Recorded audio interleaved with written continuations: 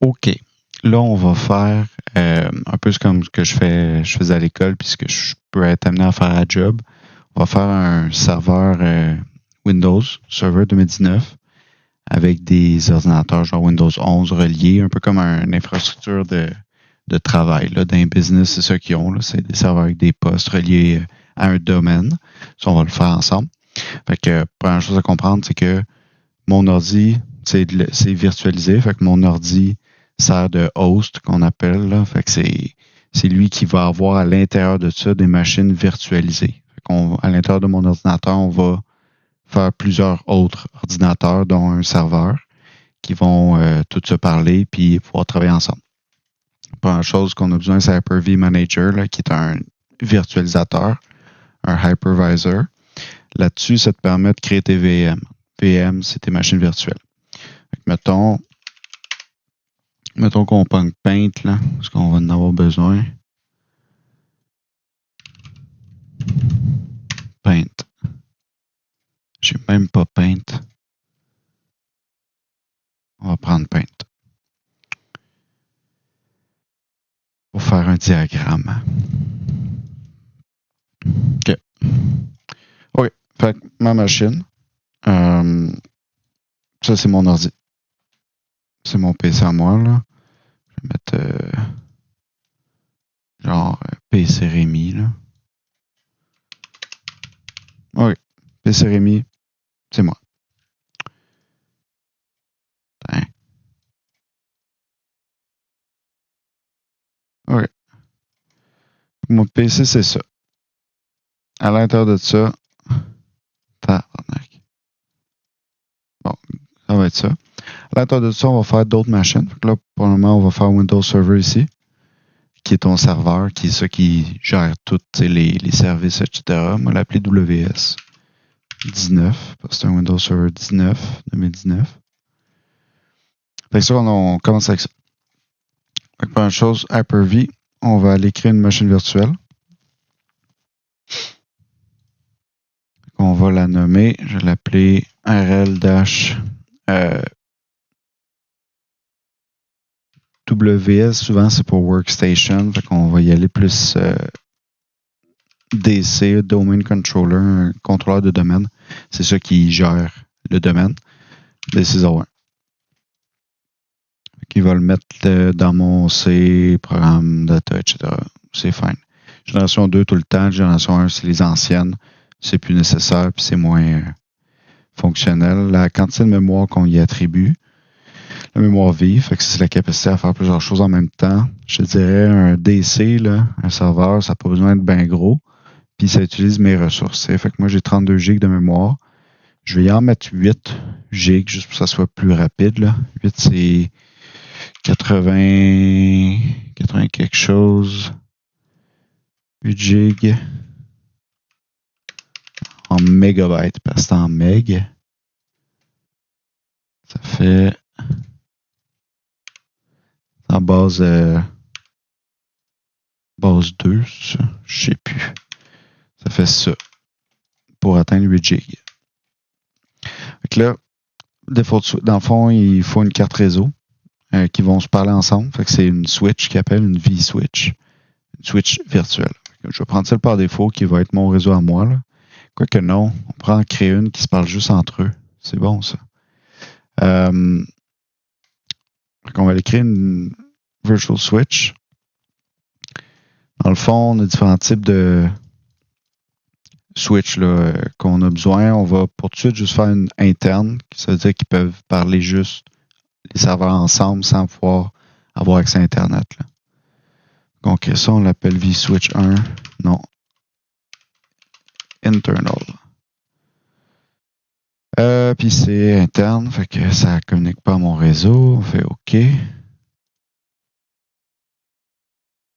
Fail. OK. Ouais, c'est parce qu'il y a un problème avec mon installation. Là. Je ne suis pas supposé pouvoir rouler Hyper-V. Là. Il va me manquer des trucs probablement. Fait que celle-là, on va le laisser faire pour tout de suite. On va retourner à notre Quick Create. On va garder juste notre default. Fait qu'ils vont pouvoir parler Internet. C'est pas grave. Là, c'est l'endroit. Fait le nom du disque dur qu'on lui donne, la capacité. On va y mettre juste 60. parce qu'on n'a pas besoin de gros de disque. Là.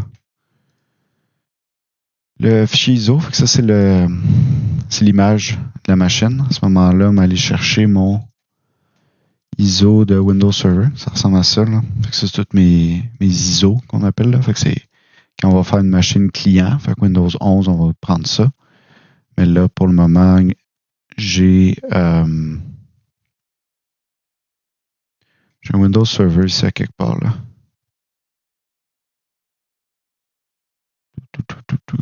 Ah, il est là. OK. Windows Server 2019. Ça part. Finish. Donc là, il a créé le disque. Si on va voir dans les settings, là. Il a créé le disque. Il y a la capacité de RAM, donc de mémoire vive. Les processeurs, on n'a pas besoin de tout ça. Là. Je vais mettre 4 processeurs virtuels. OK.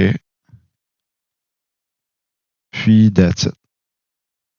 Je pense qu'il va falloir ajouter, mais vu que c'est un nom, pour les clients Windows 11, on va devoir activer le TPM, là, qui permet d'activer Windows 11, là, de l'avoir en fait. Là. C'est un prérequis. Fait que sinon, on passe ça. Donc là, vous allez voir, là, c'est une machine dans ma machine. On passe dans les étapes normales là, de début. Le OOBE, Out of Box Experience. On va prendre ça juste en anglais.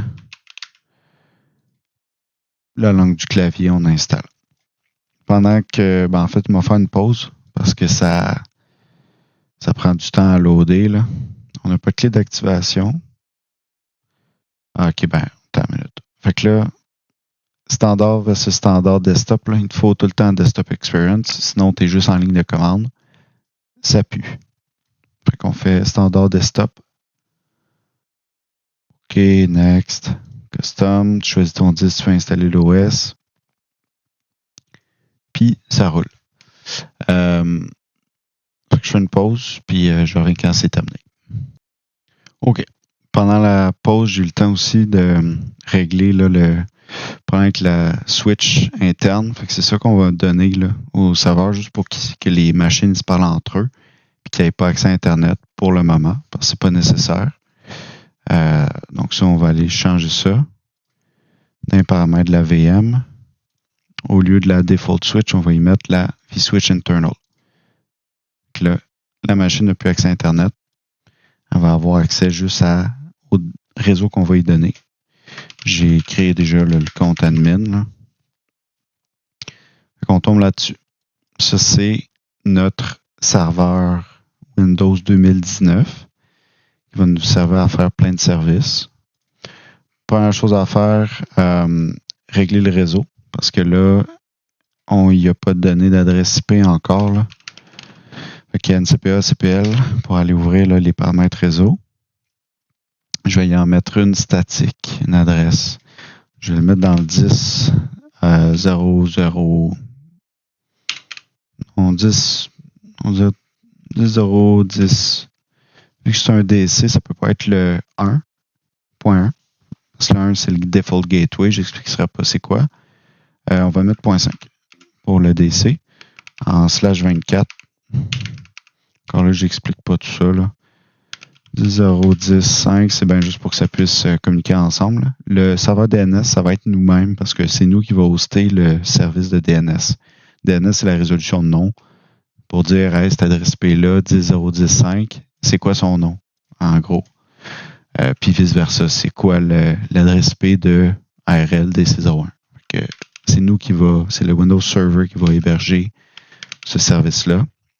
Qu'on doit mettre son propre adresse DNS là-dedans. Fait OK. C'est parti. Fait que là, on a une machine Windows Server. Première chose à faire, quand on a une machine serveur, faut créer un domaine. En fait, après l'IP, là.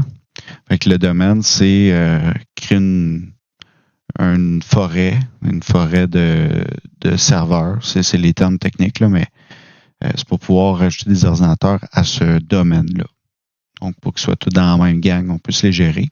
Si on va dans Manage at Roles and Features, on fait next. Ah, le hostname, c'est vrai. On n'a pas renommé le nom de la machine. Donc, on va aller renommer la machine avant d'avancer. C'est en français, c'est en anglais, non? sysdem.cpl. Ça va nous amener où ce qu'on veut.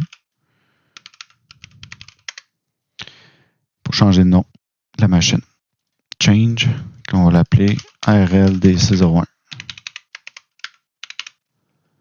Alright. OK. Ça va prendre un reboot.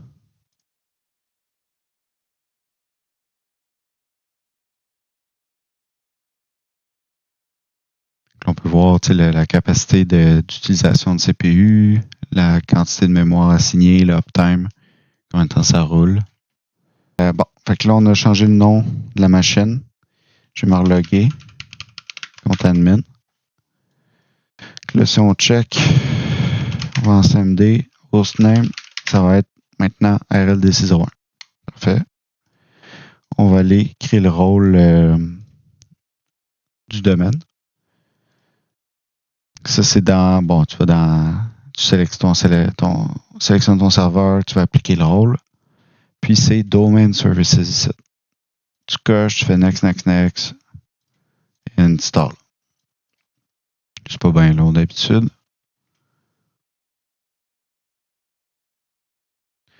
On peut checker pour voir la différence entre les deux vSwitch que je parlais tantôt. Une switch interne qui ne parle pas Internet. Fait que là, mettons, bon, je peux faire le test rapide de pinguer Google. Ça ne marche pas. Sinon, on peut pinguer avec l'adresse 8888.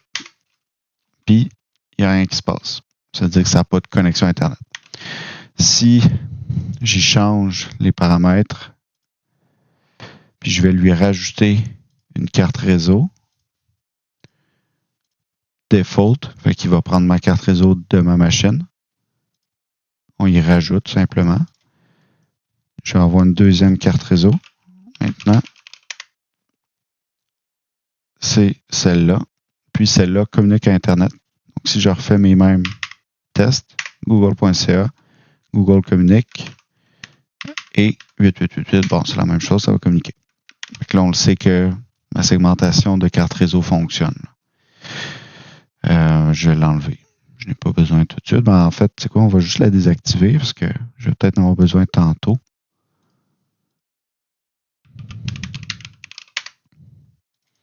Ça, disable. Mon Internet. OK. Le rôle est terminé. On doit cliquer sur Promote des servers, un domain controller, c'est qu'on va créer notre nom de domaine. Qu'on va créer un nouveau, là, ça dit ajouter un DC à un domaine existant, c'est pas ça qu'on veut.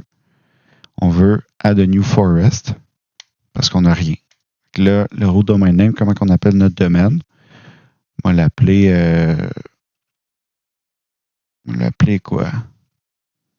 Remlap. Non. Techrem. Techrem.local.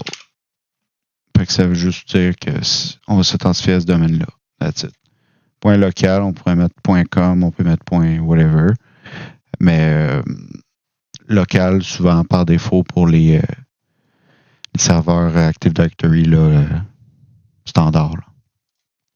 On choisit notre functional level, c'est ce qui spécifie un peu le niveau de fonctionnalité qu'on peut avoir avec Windows 2019, c'est 2016, par défaut, au minimum.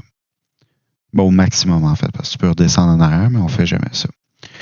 Mot de passe de DSRM, au cas où que tout pète, puis on doit restaurer. Ça, je vais mettre le même mot de passe que ma session Windows, admin. Normalement, tu en as un plus complexe, puis tu le documentes, puis il n'est pas pareil qu'un autre, mais là, je m'en fous. On fait Next. Bon, il n'y a pas trouvé de délégation DNS, on s'en fout.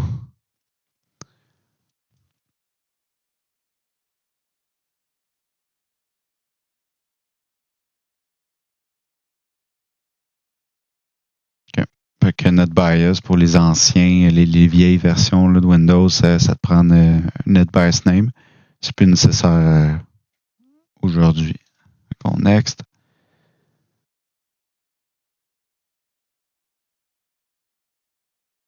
Ça, suivant tout le temps, c'est des checks, des affaires de même. Fait qu'il va vérifier des prérequis pour pouvoir installer le contrôleur de domaine. Puis s'il y a des problèmes, des bugs, on va pouvoir le régler là.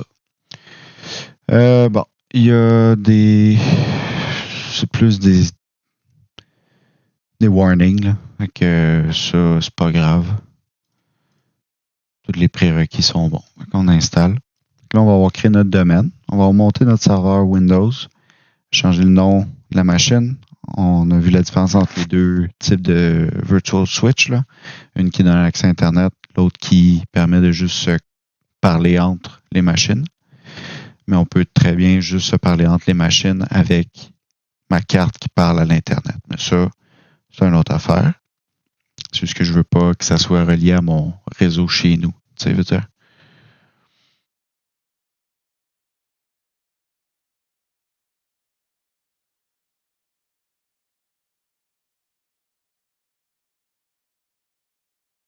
OK. Pendant ce temps, bon, ça doit redémarrer. Fait que, c'est à moi que c'était une erreur. Non, non. Ça a passé. Parfait. Close. Fait que là, ici, dans Local Server, on devrait avoir. Ah bon, c'est ça, il redémarre. Semblait aussi. Après un redémarrage.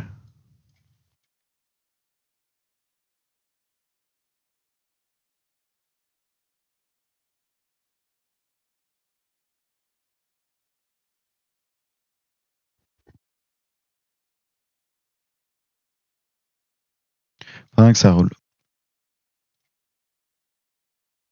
Fait que là, on a notre Windows Server 2019. Fait que je vais changer le nom. Parce que là, on a un nom. Le nom de la machine. Le nom de la machine, c'est RLDC01, qui est notre DC, notre Domain Controller. Puis on va y rajouter des services plus tard, dans une autre vidéo probablement, parce que là, ça fait déjà presque 20 minutes. Puis on va y mettre d'autres PC qu'on va pouvoir connecter au même domaine. Puis juste par bonne conscience, on va y mettre l'IP qu'on y a donné, 0.10.5. On va savoir que c'est lui rapidement.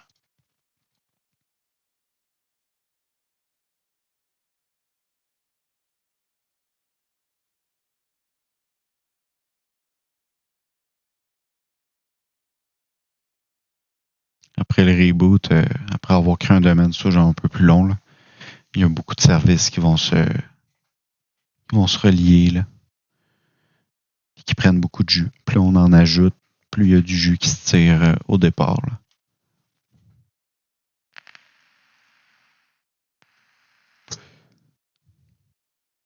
Je faisais ça à l'école, surtout dans mes cours de Windows Server au cégep. On faisait exactement ça. Fait que c'était créer des serveurs, des infrastructures réseau, serveurs, clients. On avait des services qu'on rajoutait, genre un VPN pour pouvoir se connecter au réseau de l'entreprise si on veut. Pas un VPN, si on veut, home, c'est-à-dire qui sert à se connecter dans un autre pays, mettons. Là. Ça, c'est plus un autre type de VPN. Nous, c'est vraiment un VPN business qui sert à relier des ressources entre deux. Un réseau virtuel privé. On faisait ça, on faisait des serveurs de fichiers, on faisait des GPO qui servent à pousser des paramètres, si on veut, à toute notre flotte de machines sans avoir à le faire manuellement là, sur chaque poste. Là. C'est une règle, c'est des politiques, si on veut. Là. Fait que j'ai pas créé de compte administrateur du domaine. Fait que faut que je me connecte avec le compte local. Donc pour ça, on fait ./ pour se connecter à la machine directement. Puis administrateur.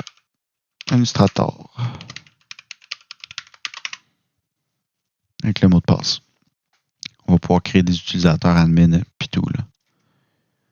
Puis tout minou. OK. Fait que là, on a notre serveur. On voit qu'il est sur notre domaine.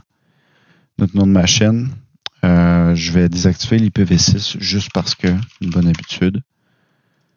sur notre carte réseau interne. Voilà, ça va disparaître. Puis pour tout de suite, on va arrêter là. Et puis je vais en faire d'autres qu'on va connecter des machines, mettre des services. On peut faire on va créer des GPO aussi pour appliquer des paramètres sur les autres machines pour qu'on puisse voir comment ça fonctionne, etc. Fait que stick around. Cheers!